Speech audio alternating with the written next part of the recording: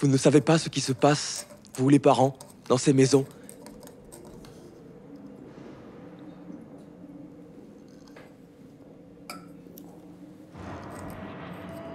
Mais si vous voyez les souffrances qu'on inflige à de pauvres gosses comme nous, croyant nous guérir,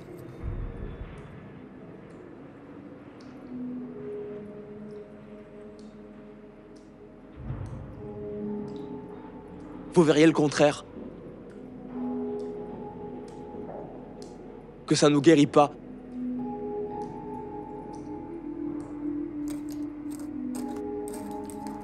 Mais nous laisse ici seuls livrés à nous-mêmes.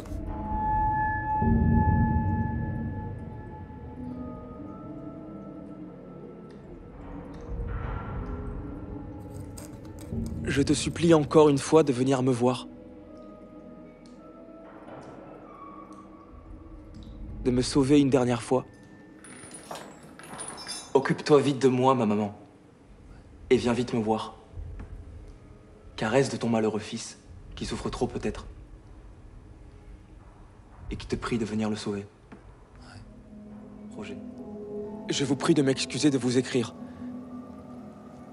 Mais n'ayant et ne recevant de nouvelles de personne ici, je me permets dans ces lignes de vous en demander. De celle de maman, si vous en avez. Je voudrais aussi vous parler sur plusieurs choses. Ici, mais de plus en plus dur.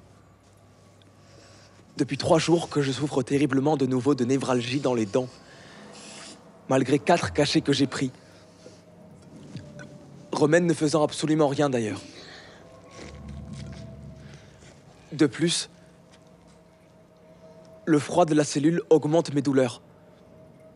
Il est entendu que je n'ai que ce que je mérite, mais qu'on ait encore un peu d'indulgence pour moi, puisque vous avez vu que mon repentir était sincère.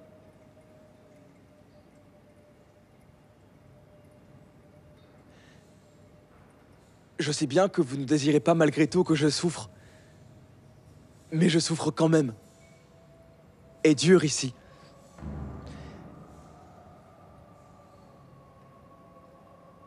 Si ceux qui m'ont mis ici étaient à ma place, ils désireraient bien qu'on ait pitié.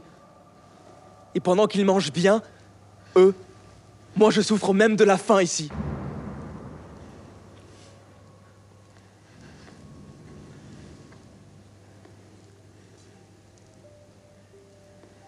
Je n'ai rien mangé que du pain depuis 2 jours. Monsieur le directeur. Ayant demandé samedi au surveillant-chef pour me descendre au cachot, il m'a demandé le motif de ma demande.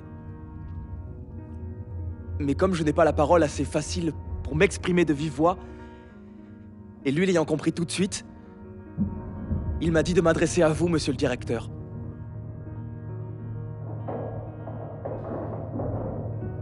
Vous trouverez sans doute que j'ai là une idée bizarre. Si je suis bien en haut, pourquoi me trouverais-je mieux en bas ? Que voulez-vous, monsieur le directeur? Je crois que je vais devenir fou avant ma libération. Les 3/4 du temps, je ne sais pas ce que je fais. Je ne peux pas tenir en place.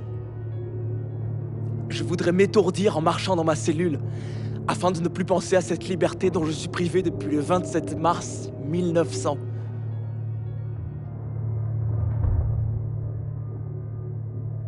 Aussi, je vous prie, monsieur le directeur, de bien me faire descendre au cachot. Vous m'empêcherez sans doute de faire des bêtises qui ne serviraient qu'à me faire mal voir par les surveillants, ce à quoi je ne tiens pas.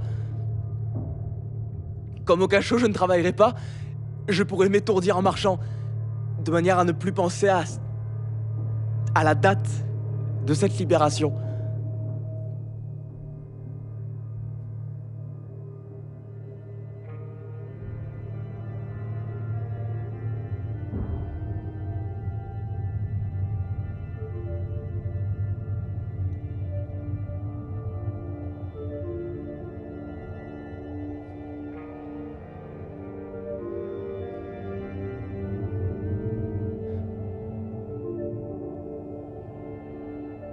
Puis au cachot, je n'entendrai pas les bruits que j'entends ici. Cela fait 3 fois cette nuit que j'ai entendu de la musique. Ce qui est pour moi une joie qui tient du délice. Et en même temps un supplice atroce. Car j'ai été musicien pendant 4 ans. Veuillez agréer, monsieur le directeur, les sentiments de profond respect et d'entière soumission que je vous dois. Le pupille, Gustave Boishumeau. Mai 1910.